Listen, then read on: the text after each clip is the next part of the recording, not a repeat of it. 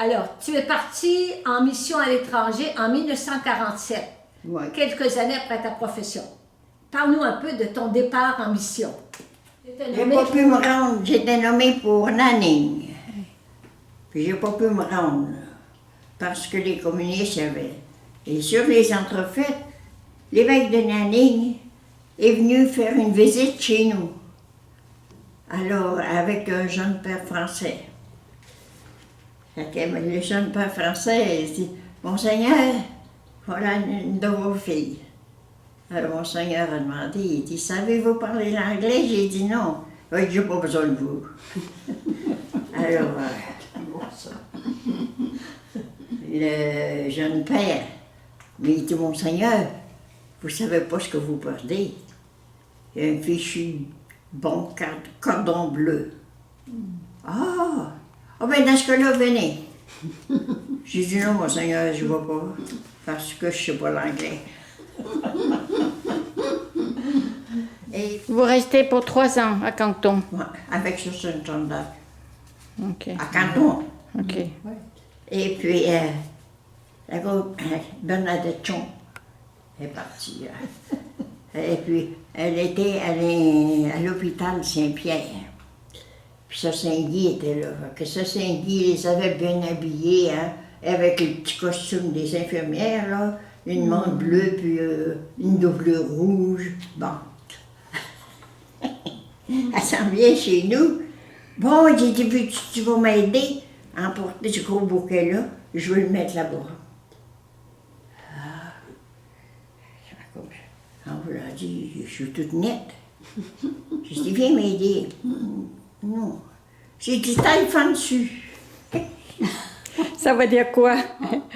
Grosse patate sucrée. À l'hôpital, puis elle dit à sa supérieure, c'est Narcissus, la sœur Marie de Montfort, elle m'a dit taille fan dessus. Puis elle pleurait. Non. On a dit, tu sais pas que c'est pas ce qu'elle dit. Elle sait pas parler. Oh non. Je sais pas qu'est-ce qu'elle dit, mais je le savais bien pas. Alors, tu n'es jamais arrivé à ta mission de Nanning, mais tu as été pendant 3 ans à Canton. Ensuite, vous avez dû évacuer à cause des communistes. Qu'est-ce que tu as fait après? Après, ben, je suis restée au Japon. Je suis allée au Japon avec ma soeur Marie-Ernest. Et puis, au Japon, j'ai réalisé une épreuve, grosse épreuve, que j'ai traînée tout le temps de ma vie missionnaire. C'est que je ne pouvais pas parvenir à maîtriser la langue où que je sois. Parce que je n'avais pas le don. Et puis, ça a été mon épreuve, ma plus grosse épreuve de toute ma vie. Mais je ne suis pas arrêtée là. Quand j'ai réalisé, parce que j'ai failli y revenir au Canada pour ça, parce que je ne voulais pas briser ma vie missionnaire. Alors, à un moment donné, la lumière s'est faite. J'ai dit, si je ne suis pas capable d'enseigner Jésus-Christ par la parole, je vais l'enseigner par des actes. Alors, à partir de ce moment-là, je me suis vraiment mis à la portée de tout le monde et au service de tout le monde. Et puis à partir de ce moment-là, l'épreuve était là. Mais j'ai cessé de m'inquiéter et puis j'ai été très heureuse parce que j'ai été... On voyait souvent aussi dans les livres, les actes valent mieux que la parole. Alors ça m'a aidé aussi. Et puis c'est comme ça que j'ai continué ma vie. Et puis au Japon, j'ai enseigné l'art culinaire aux femmes de la paroisse. Hein? Puis j'ai bien aimé ça durant 3 ans.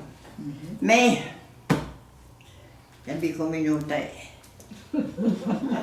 J'ai eu quelques épreuves de ce côté-là, quelques difficultés. Que je... Elle dit, en fin de compte, je reçois une lettre de Sœur Saint-Pierre, la supérieure générale. Si vous voulez changer de mission avec Rachel Yod, qui était à l'orphelinat, qui n'aimait pas ça, puis elle ne voulait plus rester là. Elle a dit, si vous voulez changer de mission, ça rendrait un service. Oh, ben, tu comprends, j'ai tout oui de suite. Hein. Parce que j'aime beaucoup les enfants. Et puis, c'était sur Gemma, sur Madeleine Guertin, qui était supérieure. Puis avec Gilbert Giroux, on couchait deux dans la même chambre. Et puis, mais j'aimais ça. Et puis, j'ai été bien heureuse. Et c'est là, de là, que j'ai été obligée de revenir au Canada avec une hépatite très sérieuse. Fait que je suis restée au Canada 10 ans. Quelque chose d'amusant, là. Une anecdote amusante du Japon pour toi. Ça vient, ça vient. C'était ma semaine de cuisine. Je faisais cuisine chacun de notre tour. Et puis Paul Ayotte, qui était responsable des novices, demeurait au deuxième. Puis il y avait une novice, puis quand c'était le temps de descendre pour les légumes, elle avait toujours un rendez-vous avec la mère maîtresse. À un moment donné, j'ai dit, je sonne la cloche. Non, j'ai dit, les novices ne descendent pas pour les légumes. Elle dit, j'ai bien pour là. Elle a dit, ici, c'est l'âme avant le corps. J'ai attends un peu, ça. Quelques jours après, je fais exprès, en retard pour le dîner. Ben, elle était inquiète parce que ça dérangeait son règlement. Elle sonne. Comment ça se fait? Je suis pas prêt à dîner? J'ai dit non, parce qu'ici, c'est le corps avant l'âme.